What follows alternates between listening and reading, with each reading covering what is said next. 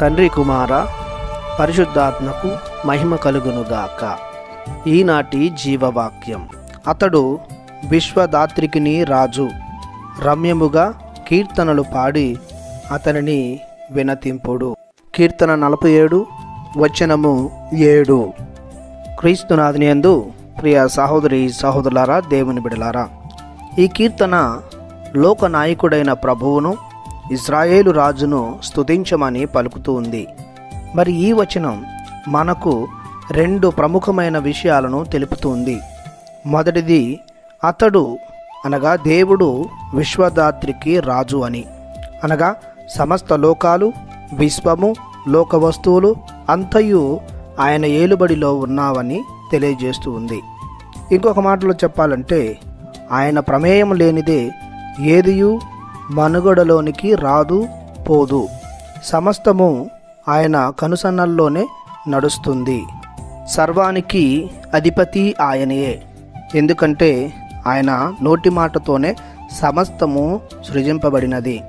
సకల జాతి జనులను అనగా ఆయనను అంగీకరించిన వారికి మరియు అంగీకరించని వారికి అందరికీ ఆయనే మహారాజు. సూర్యచంద్ర నక్షత్రాదులు ఆయన మాట విని మనుగడలోనికి వచ్చినవి. ఈ విశ్వానికి ఆయన ఒక పద్ధతిని ఏర్పరచెను.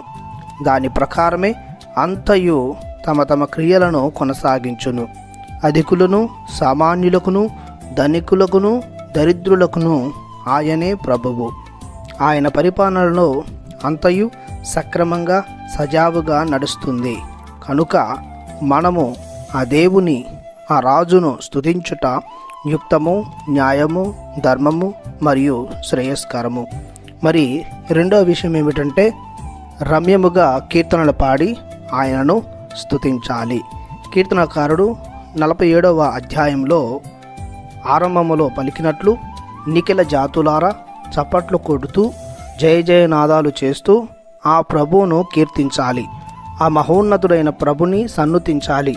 అనగా ప్రభువుని ఏర్పాటును గూర్చి, ఘనతను గూర్చి, మహిమను గూర్చి పొగడాలి. అతని పరిపాలన దక్షతను గూర్చి, మెలకువను గూర్చి కీర్తించాలి. ఆయన వాక్కులో, క్రియలలో దాగి ఉన్న శక్తి సామర్థ్యాలను బట్టి అతనిని ఘనపరచాలి. ప్రభువు తన పవిత్ర సింహాసనమును అధిరోహించి అందరికీ సమన్వయ పాలన చేయును కనుక అతనిని స్తుతించుదము. అతని పరిపాలనలో ప్రజలు నీతి న్యాయములను, పవిత్రతను, శాంతి సమాధానాలను అనుభవించుదురు. మరణాన్ని ఎదిరించి జీవితలవుదురు. భూమి మీద ఉండు రాజులు, అధికారులు, నాయకులు ఆయన ఏర్పరిచిన బంటులే. చిత్రాతి విచిత్రమైన ప్రపంచ విషయాలు, సంఘటనలు, పద్ధతులు, పరిస్థితులు, స్థితిగతులు ఆయన చేయుదములే. కనుక ఆయనను స్తుతించుట మేలైనది, సముచితమైనది. కావున ప్రియ సహోదరి సహోదరులారా, దేవుని బిడ్డలారా, సర్వ సృష్టిలో అల్పులమైన మనం ఆయనను పొగడుట, స్తుతించుట, కీర్తించుట తగిన కార్యము. ప్రార్థించుదము.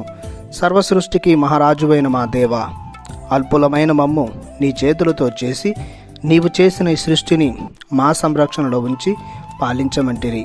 నీ ఘనతకు, మహిమకు ప్రతిరూపమైన ఈ సృష్టి జాలాన్ని చూస్తూ నిన్ను ఎల్లప్పుడూ కీర్తించి ఘనపరిచే గొప్ప హృదయాన్ని, మనస్సును దయచేయమని మేము ప్రార్థిస్తున్నాము పరమ తండ్రి.